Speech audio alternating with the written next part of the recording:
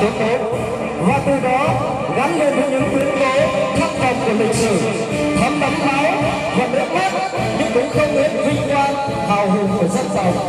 Lá cờ đỏ đã tung bay trên nóc hầm đồi cát trong chiến dịch Điện Biên Phủ chấn động từ cầu 1954 và lá cờ cũng đứng trên đỉnh cao của dinh độc lập vào 11 giờ 30 phút ngày 30 tháng 4 năm 1975 trong chiến dịch Hồ Chí Minh vĩ đại.